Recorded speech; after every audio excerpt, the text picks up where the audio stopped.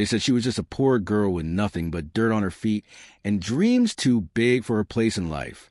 But when she was pushed into a pen with a wild, untamed horse, one that had already hurt grown men, no one expected what happened next. What happened next? You won't believe how one quiet moment changed everything. If you're watching the story unfold, hit like, leave a comment below.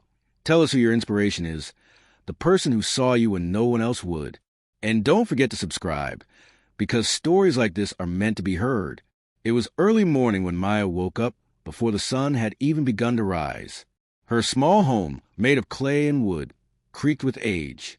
Outside, the chickens clucked softly and the wind whispered through the tall grass. She lived with her grandmother, Elena, who had seen many years come and go.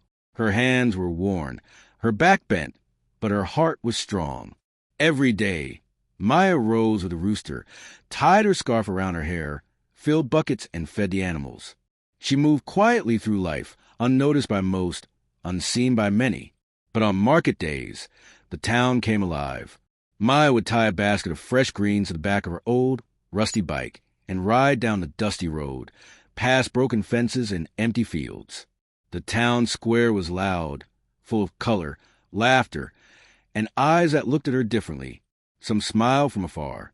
Others turned their noses up. One woman once muttered, "That girl should be in school, not selling greens." But no one ever asked her name. On this particular day, after selling all her vegetables quickly, as usual, she began packing up when a group of boys approached. Their clothes were clean, their shoes untouched by dust.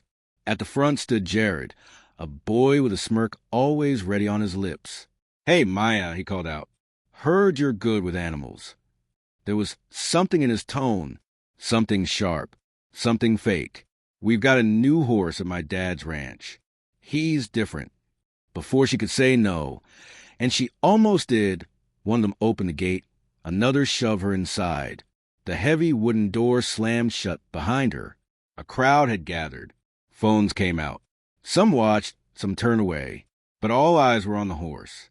Big, dark, muscles tense, eyes full of fire. The horse snorted. It stepped forward. And Maya didn't run. She didn't scream, didn't flinch, just stood there, barefoot in the dirt, heart pounding, but standing still.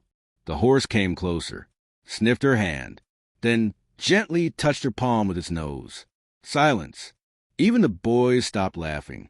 Maya walked out without looking back, got on her bike, rode home in silence. Her hand still felt the warmth of the horse's breath. That scared her more than anything. At home, Elena didn't ask questions. She just lit the stove, brewed tea, and let Maya cry, silent tears that spoke louder than words. The next few days were hard. Whispers followed her everywhere. In the market, at school, people laughed, called her names. Horse whisperer, they sneered. Stable witch.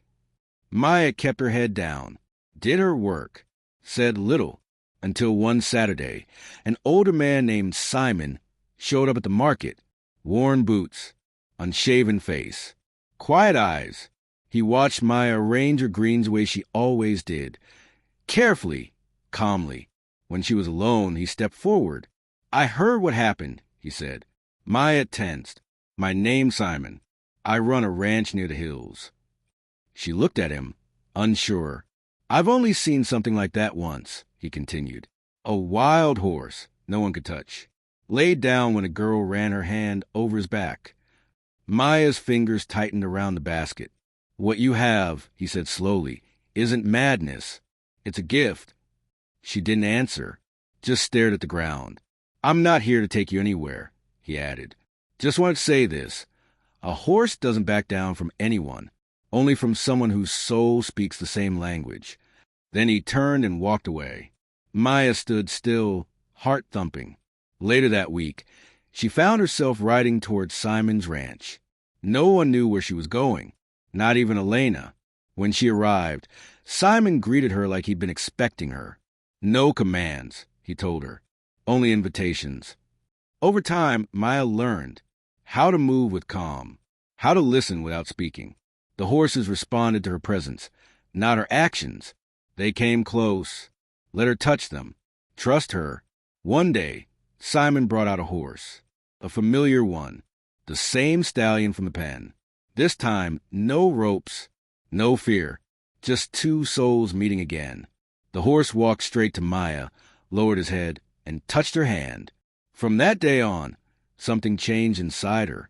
She started smiling again, laughing, sketching horses in the margins of her notebook, talking more, sharing pieces of her past, about her father who left, her mother who passed, her grandmother who held it all together. She named the horse Storm. "He's not wild," she said. "He's just lonely." Simon nodded. Sometimes people are the same. Weeks turned into months. Maya trained, helped care for the horses, and even started working with kids from the city, those who had pain inside they couldn't explain. Her name spread quietly, then loudly. When she entered the Regional Horse Expo, everyone laughed. Riding a donkey with ribbons? Jared joked. But when Maya stepped into the ring, Storm by her side, no saddle, no whip, just trust, the crowd fell silent. She moved with grace. Storm mirrored every step.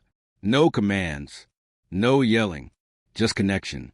When she knelt and Storm lay beside her, the entire arena erupted in applause. She didn't win the trophy, but she won something far greater, truth.